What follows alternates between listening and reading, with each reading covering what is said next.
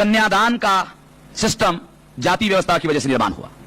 कन्या कोई वस्तु नहीं है जिसको दान किया जाए, परंतु उन्होंने एक धार्मिक व्यवस्था बनाई, कन्यादान। क्या के लिए? क्योंकि स्त्री अगर उपवर हो गई, शादी योग्य हो गई, तो उसकी शादी करने की जिम्मेवारी मां बाप की ही होगी। अगर पुराने फिल्मों को देखो, पुराने फिल्म 60-50 के, तो उसमें एक बूढ़ा बाप होता है या बूढ़ी मां होती है, तो क्या कहती है, ये अभी आखिरी लड़की है, इसके हाथ पीले कर दूंगी तो जिम्मेवारी खत्म हो जाएगी, तो फिर मैं काशी या वाराणसी या हरिद्वार चली जाऊंगी। ये कन्यादान का एक काम जो है बचा हुआ है। ये पुराने फिल्मों में आप देखेंगे, एब्राह्मणिकल सोशल ऑर्डर की जो बातें हैं वो आपको मिलेगी वहां। एक कन्यादान का जो सिस्टम है, एक कन्या का सिस्टम रखा उन्होंने कि परिवार ही कन्या का शादी करेगा। क्योंकि अगर कन्या खुद, लड़की खुद अपने पसंद से शादी करेगी तो वो जाति के बाहर जाकर शादी कर सकती है। अगर उसने ऐसा किया तो जाति व्यवस्था खतरे में पड़ सकती है, और अगर जाति व्यवस्था खतरे में पड़ेगी तो जाति व्यवस्था खत्म हो जाएगी, और अगर खत्म हो गई तो ब्राह्मण की जो सुप्रीमेसी है वो खत्म हो जाएगी, और इनकी जो गुलामी है ये खत्म हो जाएगी। ये नहीं होनी चाहिए, कन्यादान का सिस्टम बनाए। दूसरी बात, बाल विवाह की जो मामला है वो भी जाति व्यवस्था के साथ जुड़ा हुआ है कि कन्या विवाह योग्य होने के पहले ही शादी कर दी जाए, क्योंकि वो विवाह योग्य होगी तो अपने पसंद से शादी कर सकती है, इसलिए बचपन में ही शादी कर दी जाए। और मां बाप बचपन में शादी करेगा तो मां बाप की जिम्मेवारी होगी, वो जाति अंतर्गत ही शादी करेगा तो जाति बनी रहेगी। अगर आप बाबा साहब अम्बेडकर ने कास्ट इन इंडिया जो किताब लिखा पढ़ लेना, अगर बाबा साहब अम्बेडकर ने एनिहिलेशन ऑफ कास्ट लिखा तो पढ़ लेना। जो मैं कह रहा हूं उसके एविडेंसेस वहां मिलेंगे, जो मैं विश्लेषण कर रहा हूं उसमें और विस्तार से आपको एविडेंसेस मिल जाएंगे। तो ये बात साथियों जानने समझने की है कि ये जो बाल विवाह है, विधवा विवाह है, क्योंकि इंडोगामी और एक्सडोगामी जाति अंतर्गत विवाह जाति व्यवस्था बनाए रखने का सूत्र है। जाति के बाहर जाकर अगर शादी होगी तो जाति व्यवस्था खतरे में पड़ेगी, इसलिए विधवा विवाह पर पाबंदी लगाई गई। विधवा का विवाह नहीं होना चाहिए। अगर विधवा का विवाह हुआ तो क्या होगा, एक शादी योग्य लड़का समाज के अंदर जो है उसकी शादी अगर विधवा से हुई तो जो शादी योग्य लड़की है उसके लिए समाज में एक लड़के की कमी होगी, और जिस लड़के के लिए लड़की की कमी होगी, जिस लड़की के लिए लड़के की कमी होगी, वो लड़की जाति के बाहर जाकर के शादी कर सकती है। अगर ऐसा हुआ तो फिर जाति व्यवस्था खतरे में पड़ेगी। माइटोकॉन्ड्रियल डीएनए के आधार पर जो संशोधन हुआ उसने यह सिद्ध किया कि जाति व्यवस्था निर्माण करने के लिए ब्राह्मणों ने महिलाओं का इस्तेमाल किया। ये एविडेंस है जो मैं आपको बता रहा हूं।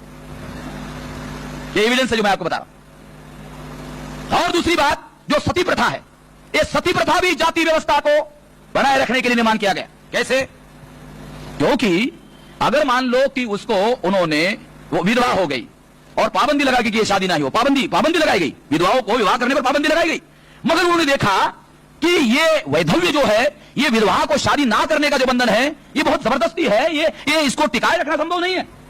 तो इसलिए उन्होंने योजना बनाई कि ये जो विधवा है ये दिखने के लिए सुंदर नहीं दिखनी चाहिए, तो उसके बाल काट दिए ताकि कोई आकर्षित ना हो और कोई उसके साथ शादी करने के लिए तैयार ना हो जाए। यानी किसी भी स्थिति में ये जाति व्यवस्था बनी ही रहनी चाहिए। और इसके बावजूद भी उन्होंने सोचा कि इसके बावजूद भी शादी हो सकती है, इसलिए दूसरा तरीका निकाला। वो तरीका था सती प्रथा।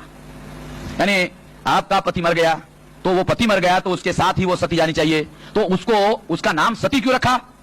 क्योंकि अपने पति के साथ मरने वाली जो स्त्री है ये पतिव्रता स्त्री है, और ये पतिव्रता स्त्री है, ये सच्च चरित्र स्त्री है। सच्च चरित्र, ये सच्च चरित्र स्त्री है, इसीलिए ये सती है। वो ये जो गलत और घटिया काम किया, इस गलत और घटिया काम का उन्होंने गौरव किया। देखिए ख्याल रखना, ये जो घटिया काम किया, उस घटिया काम का नाम क्या रखा? बढ़िया, सती। ये सत्य के लिए जान दे रही है, ये सती है। उसको जो घटिया काम करवाया उसका नाम उसने गौरवशाली रखा। जैसे आज भी गुजरात में ये जो पांडुरंग शास्त्री आठवले का जो अपना स्वाध्याय परिवार चल रहा है, ये समंदर में मछली पकड़ने वाले जो मछुआरे हैं उसको क्या कहते हैं? समुद्र पुत्र, सागर पुत्र। अब मछली पकड़ने का काम बंद नहीं हुआ, फिर भी सागर पुत्र, तो उसको भी लगता है सागर पुत्र। बहुत बढ़िया। दूसरा, ये जो अछूत है उसका नाम रखा भाव पुत्र। और उधर एक वागरी है, सोमया की तरह, ये सोमया है अहमदाबाद गुजरात का, क्योंकि मेरे पास में एविडेंस होते हैं भाई, ये एविडेंस होना चाहिए। उधर वो वागरी है, जाति की नाम है मोस्ट बैकवर्ड, वागरी। वो वागरी को उन्होंने कहा देवी पुत्र। कुछ भी हालत में परिवर्तन नहीं होता, नाम में बदल जाता है देवी पुत्र। तो लोग जो गलत और घटिया जीवन जी रहे हैं उसमें ही उनके अंदर गौरव भाव पैदा किया जाए। ये जो सती प्रथा है ये घटिया बात थी, मगर उसका नाम उन्होंने सती प्रथा रखा। और सती प्रथा में ये जो जीवंत स्त्री है वो अपने पति के चिता पर जिंदा जलनी चाहिए। इसके लिए स्त्री में प्रेरणा पैदा की जाए। ये प्रेरणा पैदा करने के लिए उन्होंने औरतों के लिए एक खास त्योहार बनाया। खास त्योहार औरतों के लिए ही है वो, और किसी के लिए नहीं। कौन सा त्योहार? वो वट सावित्री आती है और औरत जो है वो धागा लेती है, फिर वो उसको चक्कर काटती है और कहती है यही पति मुझे सातों जन्म जन्म मिलना चाहिए। ये शराबी है फिर भी मिलना चाहिए, कबाबी है फिर भी मिलना चाहिए, ये मारता है फिर भी मिलना चाहिए, ये पीटता है फिर भी मिलना चाहिए, यही मिलना चाहिए। ये संस्कार, ये हंसने की बात नहीं है, ये बहुत गहरी और बहुत गंभीर बात है। क्या समझना है भाई। एक योजनाबद्ध तरीके से किया गया संस्कार करने के पीछे क्या संस्कार है? वो बार बार हर साल त्योहार आता है, और हर साल त्योहार आता है तो वो उनके मन में क्या संस्कार किया जाता है? एक संस्कार किया जाता है यही पति तुमको मिलने वाला है और कोई पति मिलने वाला नहीं है, और अगर तुम जिंदा रहती हो तो जब तक जिंदा रहोगी तब तक तुम्हारा पुनर्मिलन होने के लिए लेट हो जाओगी, क्योंकि अगर तुम अपने पति के चिता पर मर जाओगी तो एक ही तारीख को एक ही समय को पैदा हो जाओगी, पुनर्जन्म हो जाएगा, फिर दोनों का मिलन भी हो जाएगा अगर एक साथ जाओगी। जिन्होंने षड्यंत्र किया, जिन्होंने योजना बनाई, जिन्होंने प्लानिंग बनाया, कोई षड्यंत्रकारी, कोई चोर, मैं चोर हूं नहीं बताता, ये विश्लेषणकर्ताओं का काम है भाई। ये इन्होंने क्यों किया मालूम है, मगर क्यों किया? इसलिए किया। ये सती प्रथा में कोई जीवंत स्त्री सती जाने के लिए तैयार नहीं हो सकती तो उसको प्रेरणा होनी चाहिए जाने की। क्यों? क्या प्रेरणा है? यानी बोनस होना चाहिए उसमें, बोनस होना चाहिए, कंसोलेशन होना चाहिए, कुछ समाधान मिलना चाहिए। क्या समाधान है? कि ये जो पति तुम्हारा मर गया ये तो जल जाए, खत्म हो जाएगा, तुम जिंदा रहोगी तो उतना ही लेट हो जाएगा पुनर्मिलन अगले जन्म में।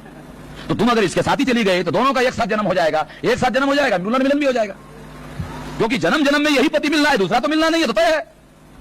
जन्म जन्म का जो सिद्धांत है, जन्म जन्म की जो थ्योरी है, ये जन्म जन्म की थ्योरी ये प्रेरणा पैदा करने के लिए और सती जाने के लिए प्रेरित करने के लिए कि उसके अंदर जलकर मरने की प्रेरणा पैदा हो, इसके लिए किया गया। इतना साधारण मामला नहीं है ये सारा मामला जाति व्यवस्था को बनाए रखने के लिए हुआ। क्योंकि जो सती नहीं जाएगी वो जाति के बाहर जाकर शादी करेगी, सती अगर जाएगी नहीं तो शादी जाति के बाहर जाकर करेगी, जाति व्यवस्था खतरे में पड़ेगी, ब्राह्मण का वर्चस्व खत्म हो जाएगा, उसकी सुप्रीमेसी खत्म हो जाएगी। कल्पना करो उन लोगों ने जाति व्यवस्था को बनाए रखने के लिए जिन्होंने निर्माण किया, उनको बनाए रखने के लिए बहुत पापड़ बेलने पड़े। ये जितना घटियापन और घटिया संस्कृति और घटिया संस्कार और घटिया बहुत सारी बातें उन्होंने पैदा की, ये सब जाति व्यवस्था को दीर्घकाल तक बनाए रखने के लिए की। ये विश्लेषण के आधार पर, डीएनए के आधार पर, डीएनए का संशोधन हुआ, इसके आधार पर अब ये निर्विवाद रूप से सिद्ध करना संभव हो गया है। बाबा साहब अम्बेडकर के सामने ये एविडेंस नहीं था, अब ये एविडेंस आ गया है, अब बिल्कुल निर्विवाद रूप से ये सिद्ध करना संभव है।